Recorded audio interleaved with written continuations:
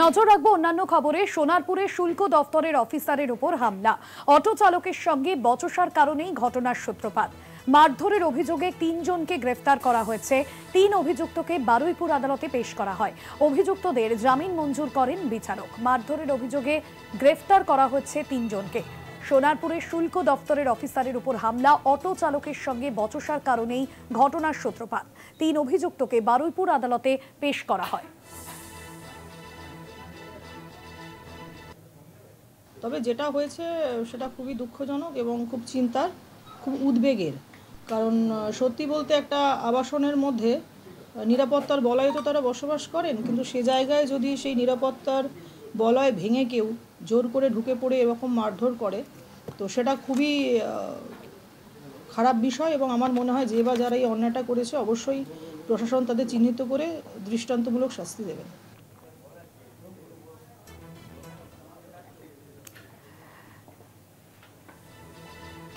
যেমনটা জানা যাচ্ছে যে সোনারপুরের শুল্ক দপ্তরের অফিসারের ওপর হামলার ঘটনা। সোনারপুরের শুল্ক দপ্তরের অফিসারের ওপর হামলার ঘটনা ইতিমধ্যেই ৩ জনকে মারধরের অভিযোগে গ্রেফতার করা হয়েছে বলে জানা গিয়েছে। ৩ অভিযুক্তকে বারুইপুর আদালতে পেশ করা হয়। ৩ অভিযুক্তকে ইতিমধ্যেই গ্রেফতার করা হয়েছে। অভিযুক্তদের জামিন মঞ্জুর করেন বিচারক।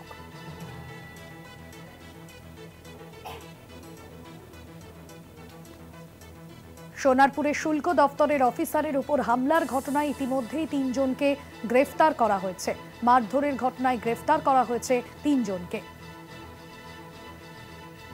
সুখদেব দে রয়েছেন প্রতিনিধি ফোন লাইনে। সুখদেব, ৩ অভিযুক্তকে ইতিমধ্যে আদালতে পেশ করা হয়েছে, কি জানা যাচ্ছে? আদালতের তরফে কি বলা হয়েছে? দেখো, এই যে আজাদ আলী, সুরাজ আলী মন্ডল এবং অলোক মন্ডল, এই ৩ জনকে কিন্তু আজ সোনারপুর থানার পক্ষ থেকে বারুইপুর আদালতে পেশ করা হলে এই ৩ জনকেই কিন্তু জামিনে মুক্ত দেওয়া হয়, এমনটাই কিন্তু আইনজীবী সূত্রে জানা যাচ্ছে। তো তাদের যে আইনজীবী তিনি কিন্তু স্পষ্ট দাবি করলেন তাদের জামিন মঞ্জুর হয়ে গেছে। তবে এই ঘটনাকে কেন্দ্র করে কিন্তু এলাকায় যথেষ্ট উত্তেজনা রয়েছে। তবে এই বিষয়ে কিন্তু স্থানীয় যে কাউন্সিলর সোনালী রায়, তিনি কিন্তু যে তার বক্তব্যে স্পষ্ট উঠে এসেছে যে দুষ্কৃতীরা কোনো দলের হয় না, তারা কোনো দলে গিয়ে আশ্রয় নেয়, এমনটাই কিন্তু তারা এই সোনালী রায় যিনি কাউন্সিলর তিনি কিন্তু স্পষ্ট দাবি জানাচ্ছেন। তবে এই যে আবাসনের ঘটনা ঘটেছে সেই আবাসনের কিন্তু কর্মীরা, নিরাপত্তা রক্ষীরা কিন্তু এখনো পর্যন্ত আতঙ্কে রয়েছেন বলে এমনটাই কিন্তু জানাচ্ছেন তারা।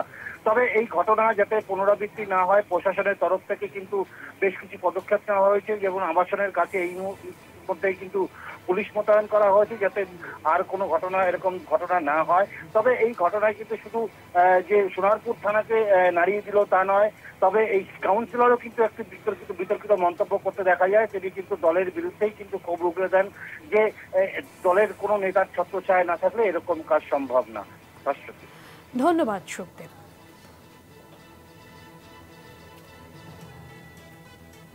সোনারপুরে শুল্ক দপ্তরের অফিসারের উপর হামলার ঘটনা ইতিমধ্যেই যেমনটা জানা যাচ্ছে যে এই অভিযুক্তদের ৩ অভিযুক্তকে গ্রেফতার করা হয়েছে এবং তাদেরকে আদালতে তোলা হয়েছে। অটো চালকের সঙ্গে বচসার কারণেই ঘটনার সূত্রপাত। মারধরের অভিযোগে গ্রেফতার ৩ অভিযুক্তকে বারুইপুর আদালতে পেশ করা হয়। অভিযুক্তদের জামিন মঞ্জুর করেন বিচারক। ৩ অভিযুক্তকে বারুইপুর আদালতে পেশ করা হয়েছে।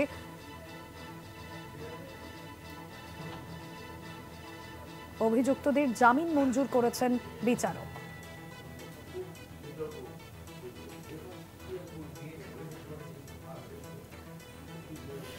সোনারপুরে শুল্ক অফিসারের ওপর হামলার ঘটনায় ইতিমধ্যেই ৩ জনকে গ্রেফতার করা হয়েছে।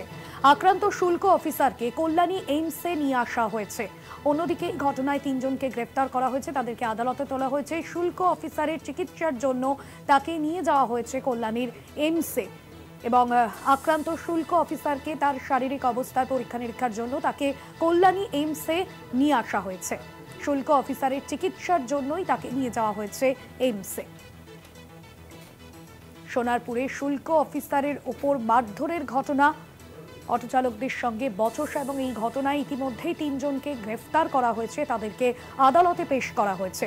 শুল্ক অফিসারের চিকিৎসার জন্য নিয়ে যাওয়া হয়েছে এইমসে, কল্যাণী এইমসে নিয়ে যাওয়া হয়েছে তার শারীরিক অবস্থার পরীক্ষা নিরীক্ষার জন্য। আক্রান্ত শুল্ক অফিসারকে কল্যাণী এইমসে নিয়ে আসা হয়েছে।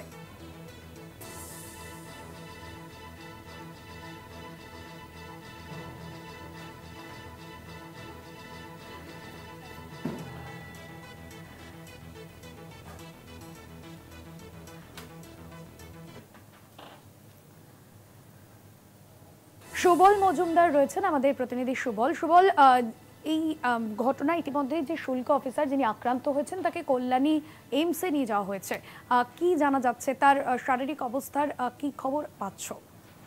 দেখো, প্রথমতই বলি, গতকাল রাতে সোনারপুরের রাজপুরে যে ফ্ল্যাট, এখানে এই শুল্ক অফিসার থাকেন তার পরিবার নিয়ে।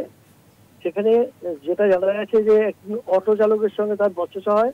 সেই বচসাকে কেন্দ্র করে অটো চালকরা একত্রিত হয়ে বেশ কিছু সঙ্গে লোকজন নিয়ে তারা চড়াও হয়। প্রথমে তারা 200 জন মতো বাইরে থাকে ফ্ল্যাটের, এবং যেটা তিনি অভিযোগ করছেন প্রায় 50 জনের উপরে তারা কলাপসিবল ভেঙে, দরজা ভেঙে ভেতরে ঢুকে তাকে মারধর করেছে, তার ঘরের জিনিসপত্র তছনছ করেছে, এবং এরপরে তার মাথা ফেটে গেছে, এটাই তিনি জানিয়েছেন। এবং তাকে চিকিৎসার জন্য কিছুক্ষণ আগেই কল্যাণী এইমসে নিয়ে আসা হয়েছে।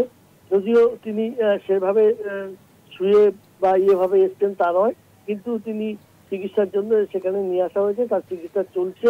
এবং ডাক্তাররা তার যেহেতু মাথায় আঘাত, যেটা তারা পরীক্ষা করে দেখবেন, যদি স্ক্যান করার প্রয়োজন হয় নিশ্চয়ই করবেন। তবে এখনো পর্যন্ত তিনি ভেতরেই রয়েছেন এবং ডাক্তাররা তাকে পরীক্ষা করছেন বলে আমরা জানতে পারছি। ধন্যবাদ সুবল।